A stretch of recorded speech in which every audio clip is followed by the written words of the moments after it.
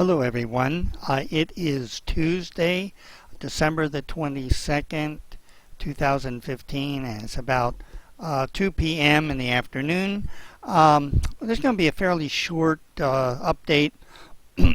We have the potential of some severe weather even in our area Wednesday and Thursday. I want to go over to show you where the problem spots are going to be in the United States, because I know some of you are going to be flying tomorrow and Thursday, and so you should be aware of what we're looking at.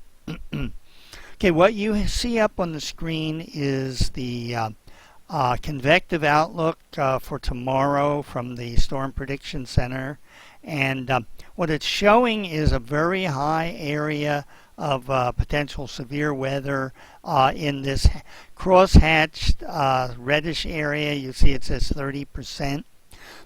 That is centered on southwestern Tennessee. It includes northern Alabama, northwestern Georgia, most of Arkansas, a little bit of Missouri, and a little bit of Illinois. And that's for tomorrow, the 23rd. And in all likelihood, this is going to be the area that gets the most flight cancellations or delays. So if you're headed in any of this general area, you should keep your travel plans flexible. Okay, this yellow area is also a very significant area that encompasses a lot of the central United States. And particularly of interest is up in this area, Chicago. If you're going through Chicago tomorrow, it's quite possible you're going to see some flight delays, either ground departure holds from the DC airports, or you're going to have departure delays from O'Hare. So you should keep that in mind as well. Okay, if we bump this up one day, this is Christmas Eve, December the 24th, and what you see here is we are in this lighter green area that is a thunderstorm area. So it is likely that we're going to see some thunderstorms in our area on Christmas Eve. The other thing is this marginal area, the darker green, is the potential for severe thunderstorms. And if you look, we're right in this area, and it is very, very close to our area. I would not be at all surprised to see this change over the next day to put the DC area at the tip of this marginal area. And it is conceivable that we might even have an enhanced area somewhere in this area by tomorrow. So definitely need to stay attuned to the weather the next few days, particularly if you're flying. If you're driving, I want to show you a couple things there. Okay, this is again, this is a product that I use a lot. It's from the College of DuPage, and this happens to be set for the index that indicates severe weather. It is the Supercell Composite Index, and if we right here, this is late tonight.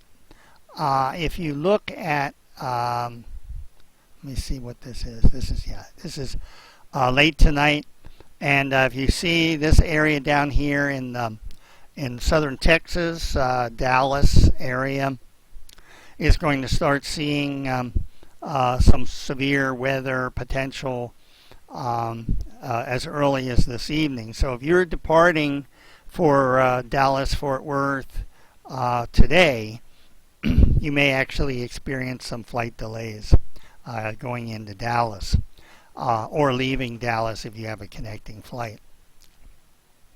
Okay, a much more interest is as we bump this up, And this is, let me see, this is Wednesday about 3 p.m., 3 a.m. rather. It's showing a very severe weather.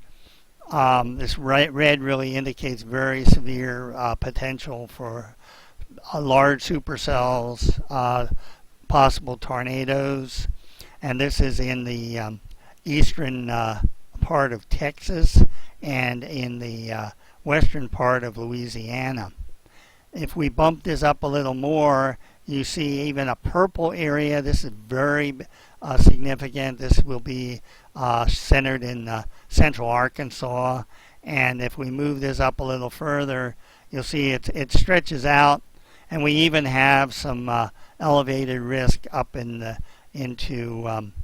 Tennessee, Kentucky, and Indiana.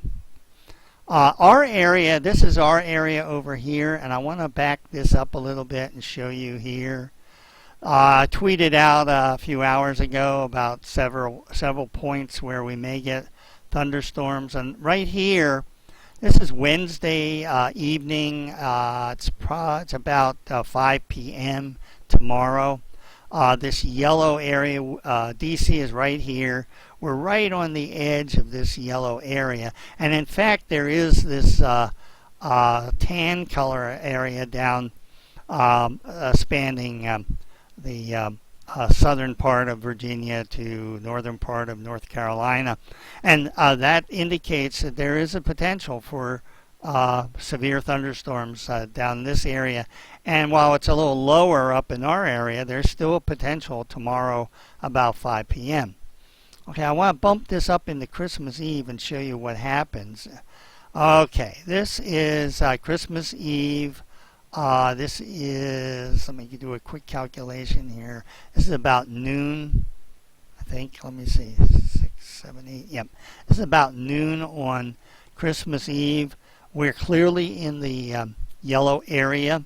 And this again is an elevated point of severe thunderstorms, and we're not very far away from this tan color area. This is in Panhandle of Maryland and Panhandle of West Virginia.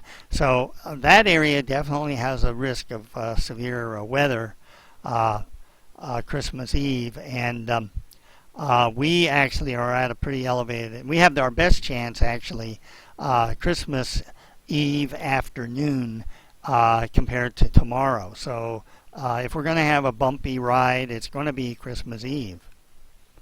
Okay, and if we move this up a little bit into Christmas, you see the threat decreases. So late on Christmas Eve into early Christmas morning, our threat sort of just disappears.